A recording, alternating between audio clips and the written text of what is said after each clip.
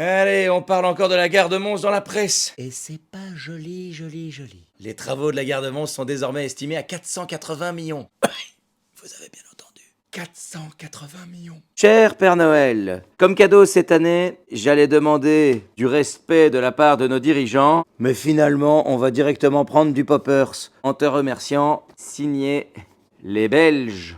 Pour ceux qui ne seraient pas au courant, je rappelle qu'à la base, ce projet devait coûter 37 millions. En effet, c'est moins.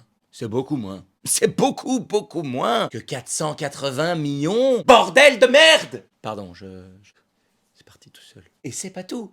Non, c'est pas tout. Normalement, la gare devait être inaugurée en 2015, puis en 2018, puis en 2021, puis en 2023. Bon, là, on est en 2024. Enfin, dans un mois et demi, on est en 2025. Et suspense. Non, pas de suspense. On est en Belgique. Sans surprise, la gare n'a toujours pas été inaugurée. C'est encore moi. Pour le Poppers, si tu pouvais passer plus tôt cette année, ce serait fort appréciable. Signé, toujours les Belges. Non mais moi, ce que j'aimerais bien comprendre, c'est comment un projet passe de 37 à 480 millions sans que personne ne soit jamais sanctionné. Enfin, personne, sauf le contribuable. Comme d'habitude. Sérieux, au niveau de gestion de budget, on s'est fait léser avec un grand B majuscule.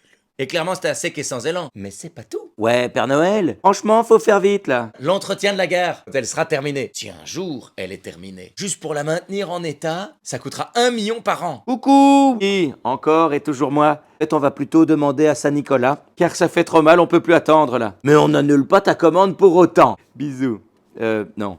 Salut. Bah bref, les Belges. Mais ce serait pas mal qu'il y ait des sanctions qui tombent, non? Je rappelle que le rapport de la Cour des comptes à propos de la gare de Mons stipulait pour commencer, je cite, que le budget avait été mal estimé. Non, sans blague, ça on l'aurait pas deviné, hein. Mais surtout, le rapport a dit que le concours pour le choix de l'architecte était truqué. Ah, en effet, il s'avère que l'architecte du chantier, Santiago Calatrava, a participé à l'étude de faisabilité en tant qu'expert avant de soumissionner et d'obtenir le marché, ce qui est contraire à la législation. Et devinez qui était le président du jury pour ce concours truqué? Je vous le donne en mille.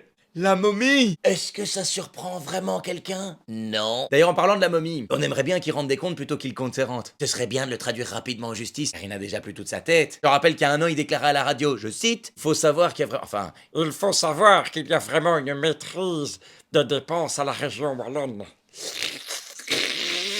Alors déjà, soyons beaux joueurs, reconnaissons la prouesse, faire une phrase avec les mots maîtrise, budget et région wallonne. Oh oh oh, cacamoulox. Clairement, on n'a pas le même sens de la maîtrise. Il y a qu'à regarder ce fameux rapport de la Cour des comptes concernant cette putain de gare. C'est plus un rapport, là, c'est carrément un épisode de Narcos. Manque juste la cocaïne et on est bon. En même temps, peut-être que s'ils avaient pris de la cocaïne, la gare, elle serait terminée aujourd'hui. Comme on dit, elle serait sur les rails. Allez, comme la gare, j'ai pas de faim. Alors, elle est pas belle la vie?